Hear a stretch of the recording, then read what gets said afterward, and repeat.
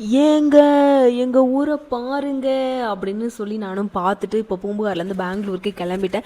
சொர்க்கம் நம்ம ஊராக இருந்தாலும் சோறு போகிறது எனக்கு பெங்களூராக தான் இருக்குது. அதனால சோகமாக நானும் எல்லாத்தையும் பேக் பண்ணிட்டு கிளம்பிட்டு இருக்கேன். அம்மா வீட்டுக்கு வரப்போ ஒரு பேக்கோட தான் வந்தேன். ஆனால் ரிட்டர்ன் போகும்போது என்னெல்லாம் நம்ம திங்ஸ் இருக்குது, எதெல்லாம் நமக்கு தேவைப்படும் அப்படி இப்படின்னு எல்லாத்தையும் சுருட்டிட்டு ஒரு 2 பேக்குக்கு மட்டும் பேக் பண்ணிட்டு கிளம்பி பெங்களூருக்கு நான் வந்துட்டேன். இங்கே வந்ததுக்கப்புறம் பயங்கரமான குளிர். ஐயோ எப்படா இங்கேருந்து போகிறோம் அப்படின்னு நானும் பயந்துட்டே இருந்தேன். ஆனால் வினோத் வீட்டிலேருந்து என்னை பிக்கப் பண்ண வரும்போதே எனக்கு ஒரு ஸ்வெட்டர் எடுத்துகிட்டு வந்துட்டாங்க. இன்னும் ஒரு பாசம் எல்லாம் இந்த கட்டப்பைக்காக தானோ அப்படின்னு எனக்கு தோணுச்சு. அதுக்கப்புறம் இன்றைக்கி வந்து கிளம்பி முருகன் கோயிலுக்கு, இன்றைக்கி கிருத்திகை இல்லையா, அதனால் முருகன் கோயிலுக்கு நானும் வினோத்தும் கிளம்பி போயாச்சு. அங்கே போய் முருகன் தரிசனம்லாம் 1 மணி நேரம் நின்று பார்த்துட்டு வீட்டுக்கு வந்து அம்மா கட்டப்பை கொடுத்தாங்களே, அதை வந்து பிரிக்கலான்னு சொல்லி பிரித்தா பொவன்டோ அப்படின்னாங்க. ஐயோ இது பொவன்டோ இல்லை, நான் காய்ச்சின எனக்கு தேங்காய் எண்ணெய் அப்படின்னு சொல்லி நானும் உரமாக வச்சுக்கிட்டேன். அதுக்கப்புறம் கோலா மீன் கருவாடு கொடுத்துருந்தாங்க. இதை வச்சு சம்பால் செஞ்சு சாப்பிடு அப்படின்னாங்க. இது வரைக்கும் நான் செய்கிறதையே நல்லா செய்ய மாட்டேன், இது எப்படி.